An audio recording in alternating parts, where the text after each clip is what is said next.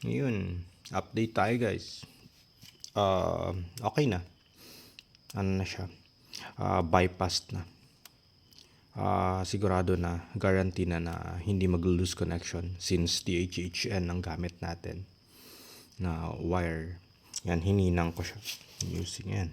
So, soldering lead and wax, napakahalaga, pampakapit. Yan. Then, nag-glue ako sa mga pinagdikitan ng tape, pinagputulan ng electrical tape para hindi tumuklap in the long run. Then, ngayon, banat kasi. Binabanat ko ang tape kapag nag-install ako. Kahit sa mga electrical works ko, sa mga project, sa bahay or sa mga offices and buildings. Ganun, binabanat ko para mas kapit and hindi umurong. Yan. Then, sa mga ito mga mga intersections, hindi may iwasan na merong sewang papasukin ng tubig. So, naglagay din ako ng glue para walang pumasok ng tubig sa harness. Although, ang purpose niyan, ito, kung bakit itong part na to, kahit tingnan natin sa mga harness natin, may part na hindi covered. Diyan po ang either breather or yan yung pinaka-exit ng water in case may nakakapasok. Either cause is sa washing, pressure washing man yun, pressure washer o sa mga car wash sa bahay, through hose or saboy-saboy ng tubig, and or kapag nagpapatakbo tayo during rainy days, ang talsik. Yan, 'di ba? May butas yang yan, tapalodo or splash pad ba yan, mud guard. Yan. Then dito naglagay din ako ng glue gawa ng nakadikit ang harness. Na check ko may may gas-gas ang harness dahil sa buhangin. Kuha nang yan, butas nga yan dyan. Papasok, babatalsik ng goma ng gulong. So, kikis-kis siya. Parang parang sandpaper effect siya. Yan. So, ganun din pala kahalaga na now and then, nag-check tayo. Kahit every 6 months, pag-check tayo ng insides ng mga scooters and motor natin. Kasi covered yan ng fairings. Hindi natin nalalaman kung what's inside. Kung ano namang happenings dyan. Ayan. Yan lang. So, yun. Delete delete socket. Kasi yun nga, ang pinaka-primary cause ng common error 12 is loose connection. Kahit pa naka-neck, kahit pa naka-ear, naka-ear lock. Tenga-tenga na lock. Kahit naka-ear lock pa yan, let's say, okay, how am I going to? Come on. Sayang na oras. Ayun. Kahit naka-ear lock pa siya, ganyan, hindi siya guarantee na fixed na talaga siya, na hindi na siya gagalaw through vibration. Kahit pa naka-cable tie yan dyan, hindi pa rin ganun ka-guarantee. Dahil aside from vibration ng makina, alam natin na paiba-iba ang mode of driving, mode of yung terrain na dinadaanan. Hindi lahat city driving. Paano yung mga lugar na hindi proper ang kalsada? Sabi nga sa check ang LTO upon registration natin, nag-check yan ng roadworthy vehicle. Pero si DPWH naman, hindi nag-check ng mga vehicle unworthy na road. Diba? So, ang vibration, grabe yan. Aalog at aalog. Ito, tinatawag siya na fork connected, tinidor lang. Like parang, ano siya, para to ipitin ko ang, ang cellphone. Yan. So, parang, ang laman, ang idea lang ng ng socket is, um, 'di ba? Parang dalawa sa baba or pabilog, then isa sa taas. Parang ganyan lang siya. Parang fork siya. Fork to fork connected. Kaya socket type. So kahit pa naka-ear lock siya, kahit pa naka-cable tie, pan grabing vibration, gagalaw po siya. Then, considering na itong original na na rubber cover niya, ano ba ang kino-cover nito? Ano ba ang pinoprotect ng ganito? Ang original na installation niya is ganyan, nakatayo or nakasahod, tihaya, imbudo. So, imbudo ang dumi, imbudo ang tubig. Kahit i-check nyo po sa mga units nyo, I do not know kung sa akin lang, kapag check ko ganun, first time na i-check ko ganun. So, papasok ang tubig, lagi nang may kasama yan lalo na sa mga first sa mga unang buga kapag nagka-car wash. Unang buga niyan, may kasama yan. Ang pag brown ang tubig, madumi ang tubig, basically may halo yan ng mga may mga micro particles yan, which is papasok sa socket. Pag basa, tawag dyan putik. Pag dry, ang tawag dyan alikabok, galbok. Diba? So, kung yung fork connection ng socket, diba? Kung yung fork connection ng socket, how's this? Yan. Yung fork connection ng socket, na siya, yan. Pag bago pa, pwedeng pa siya, like 85%. Kasi, hindi ko magagaranti na 100% good ang connection na yan. Kasi sabi ko nga, iba-iba ang dinadaanan ng motor. Hindi lang naman city driving yan. Iba-iba ang may-ari ng motor. Iba-iba ang mode of driving ng mga drivers. So, mapasukan niya ng maduming tubig and na dry. In between, may barrier na yan. So, magkaka-loose connection. Iinit. Diba? Yun.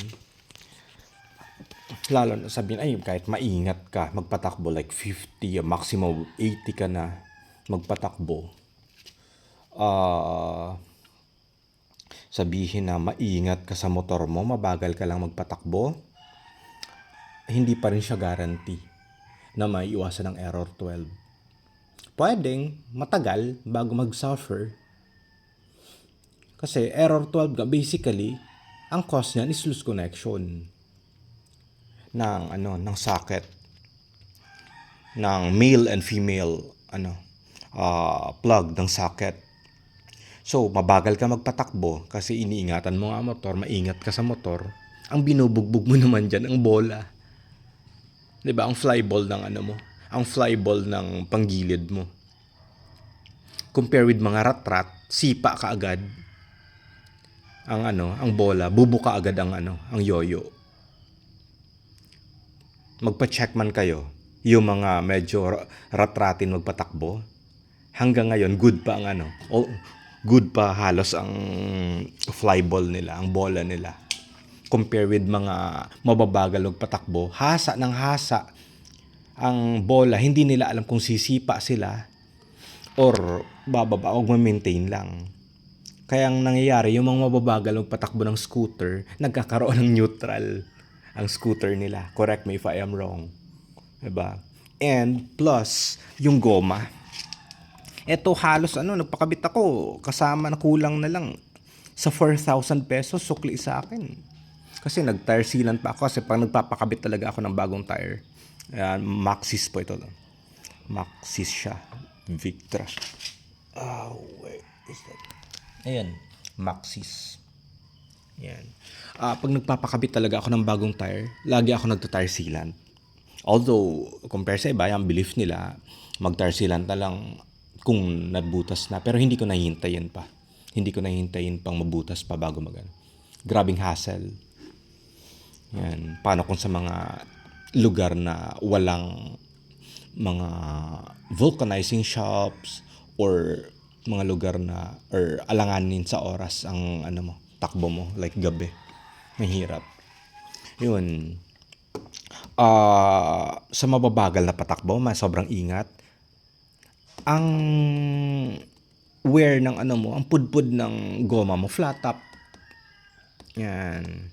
Compare with ginagamit-gamit mo. Although, depende. Kung marunong ka na din talaga sa proper na banking. Yan, magagamit mo ang sidings ng ano mo. Itong elevated part ng sidewall, magagamit mo. Yan. Then, ayun. Kasi yun lang naman ang pinaka ano niya. Ang pinaka role lang ng socket connection ng ano ng how do you call this part ng stator to ECU is kapag magre-replace ka.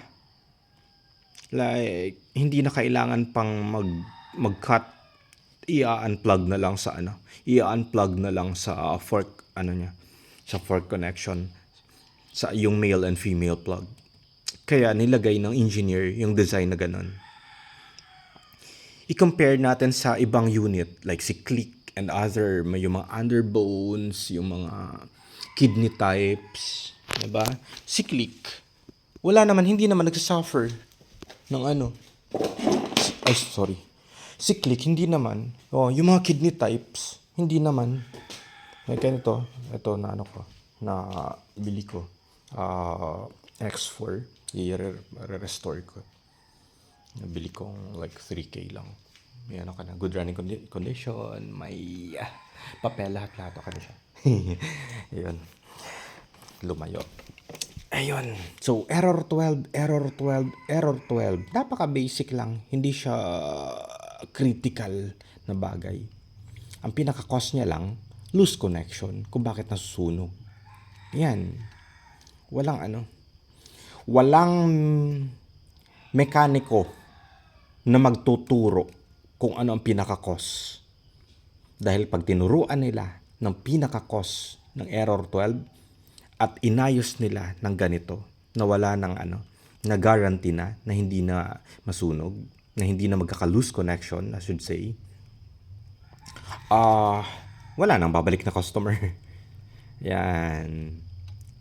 So, hindi rin naman to nakalagay sa hindi rin, kahit i-google natin, hindi rin naman nakalagay kahit sa manual. Diba? Yun.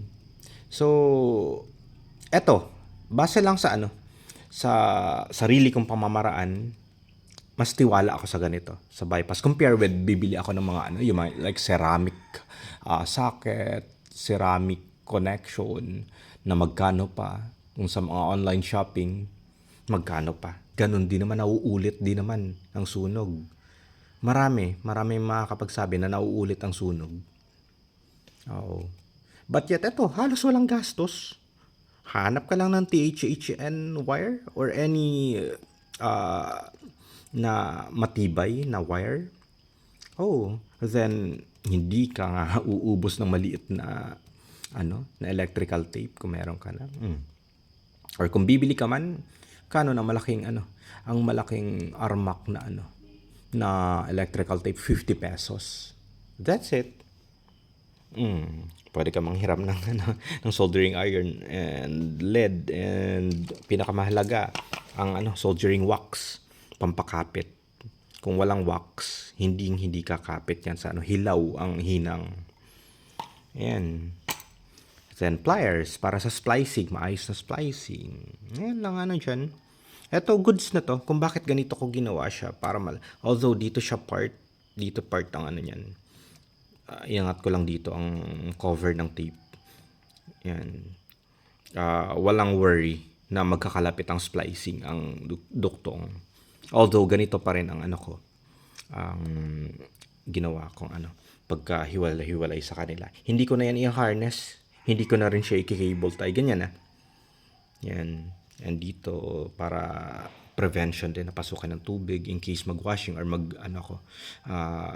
tumakbo ng maulan. Ayan. So, I hope nakatulong sa inyo or makatulong sa inyo. By the way, hindi ko pa natatry. Diyos may baka mapahiya ako sa inyo. Pero, let's say ito, moment of truth.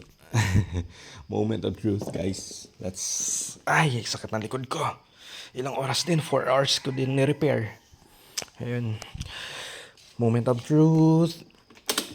Ayan.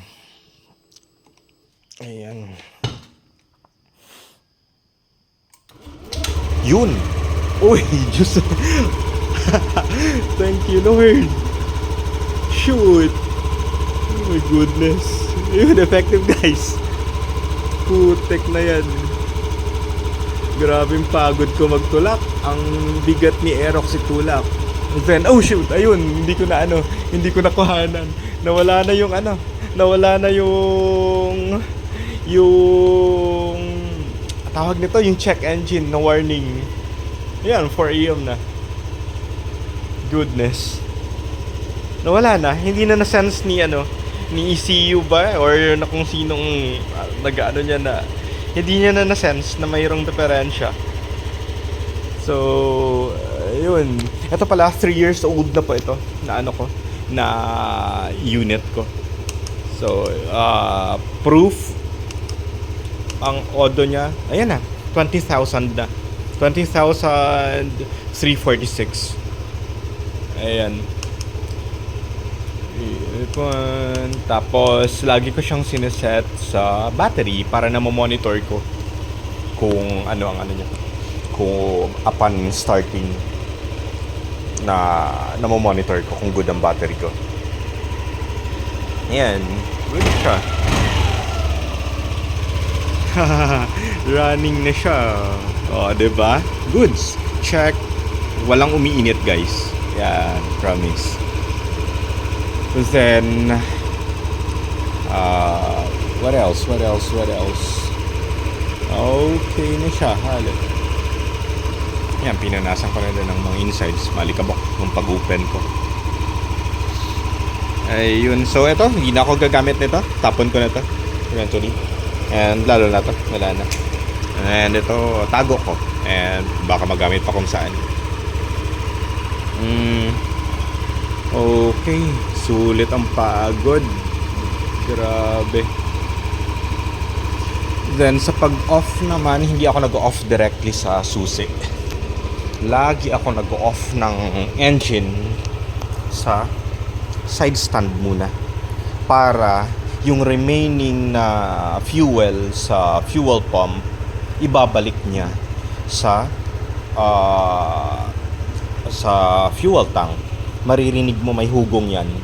Then after ng hugong na yung parang tunog na matining, pwede ko na i-off ang key. Yan.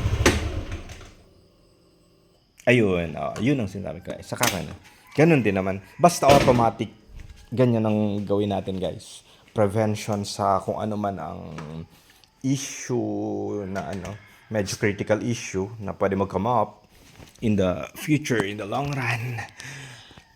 Kahit di ba sa kotse, ganun, hindi agad-agad pinapatay sa susi. May mga in-off pa na mga buttons and switches. And upon pag-start, ganun din sa kotse. Hinihintay mo na matanggal yung mga yung mga warning indicators, yung mga indicators, mga light indicators bago mag-rev or bago mag-shift, bago paandarin. Ayan. So, okay na siya. Yun, thank you Lord, effective. Walang init, walang anything. Cold as... Yan, stone cold siya. Okay na siya. Yun, sana nakatulong sa inyo ang video na to. Error 12. Error 12 lang yan. Mahirap lang sa error 12 ang pagtutulak kung malayo ang naanuan mo. Yan, madali siyang i-DIY nyo lang, guys. Kung sa shop, matagal yan. Magkano na yan ang singil niyan? Kayang-kaya yan. So, yan. Spare na wire. THHN ang gamit ko. Bahala kayo kung anong gamitin nyo. Soldering iron, panghinang. After mo is mas splice ng maayos para mas guarantee na kapit na kapit. Yan. Then electrical tape. Then after, bahala ka. Rat-rat ka naman. Kasi, yun nga, sa redondong patakbo, hindi pa naman. Siyempre, ang ipoproduce na power ni stator sa redondong takbo ay mild lang. Higher power sa higher RPM. Higher RPM means nagraratrat na tayo niyan. Labas na si VVA. Very, very andar. Yun. Bobo ang pota. Yan. Labas na si VVA. Like, more than 100. Kasi sa stock, natakbo nito sa brand new, 121. Ang max ko, I do not know sa inyo. Depende siguro kung mahangin or ano. Then now, na may edad na siya, like 3 years old na siya, nag 123, 124, then pumipitik-pitik si 125. Stock po yan, guys. Pumipitik-pitik si 125, kumakaway-kaway. Ayaw ko naman is isagad at baka kung anong mangyari sa makina. Yan. Then sa speed, napakalaking factor pag ang percentage ng tire. Pag medyo pudpud na, bumabagal na din ang hindi mo na mai-hit ang max mo na target. Yan. Then yung mga ma-feel ninyo may agaw ang manibela. May factor ang goma dyan. Pag pudpud na ang goma, ang magkabilang side niyan matigas, ang center is malambot. So in between ng yung line ng kalsada kapag dinadaan natin, syempre may mafe-feel natin yung gewang ng goma. Magkabila ang pisngi, matigas, then yung center again malambot. So may agaw ang manibela. Ayun, yung malaking factor. Yun lang, guys. Simple, diba? Nasa inyo na lang kung ninyo. Paraan ko lang to. Naglagay ako ng glue para maiwasan. Ganun din naman ako mag-ingat sa unit. Yan. Pwedeng hindi kayo gumamit or pwede kayong bumili at marami namang maayos na klase nung nabibili sa online shopping ng mga connectors, or pwede kayo bumili ng bago na ganito. Nasa inyo po, decision niyo. Pero ito, ko lang na prove ko na okay siya gamitin ang bypass kasi diretso na siyang na diretso na ang kuryente, ang flow ng kuryente. Wala nang interval. Wala nang interval dahil nagkaka-loose connection. Wala nang interval na dadaan pa sa kung saan. Pwede na. Diretso na siya. THHN. Tiwala ako dahil ginagamit nga siya sa bahay. Which is, mas malalakas ang kuryente. Kung ilang ampere pa ilang ampere pa ang nadaan dyan. Kung ilang amperage ng gamit mong breaker. Diba? Kung mag-15 ka man sa light, mag-15 ka man sa lighting, mag-20 ka man sa sa mga convenience outlet. Yan. And pataas, mag-60 ka man para sa mga mag-30 ka sa aircon, and 60 ka man para sa buong kwarto mo. THHN, kayang-kaya ang what more sa motor, diba? Kahit mag high RPM, kaya niya ang ipoproduce na power ang idadaan na kuryente. So yun, guys, I hope may konting na itulong or na share akong idea sa inyo. Yan, ride safe po tayo lahat. Medyo pagod na ako. Sakit ang likod ko. And what up? Ride safe, mahabang pasensya sa pagmamaneho. Then, sa mga naka-open pipe or power pipe, wag lang natin ibabad, iperme na yun ang gamit natin. Meron ako, may MTRT ako. Although, seldom ko gamitin. Or pinapalit-palit ko, at nire-retouch ko din kasi ng high temp. Ito, malayo, 3 years old na siya, pero wala pa siyang trace ng brownish or kung ano man mga nag-build up na rust kalawang. Ayan. Or namuti-puti. Ayun. And kapag stock kasi, mas nasa-sense mo yung maririnig mo yung mga ibang tunog na hindi tama, hindi na pala.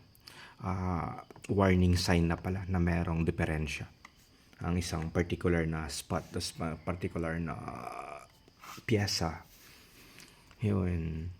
So yun, God bless guys. Sana support nyo naman po ang video, pa-like naman po. Then kung gusto nyo po i-share, please lang. Thank you po. Then pa-follow na lamang po. Yan, and I hope may share pa po ako sa inyo na makakatulong po sa lahat sa atin. At kung ano man po ang good sa akin na nasubukan ko at proven kong effective and good and right and safe, lalo na, i-share ko po sa inyo. At kung may mapula man po kayo na mali po sa share ko, I stand corrected and willing po akong baguhin and willing po akong i-adopt din po. Kung syempre hindi naman po ako ganun ka-expert, hindi rin naman po ako ganun kagaling.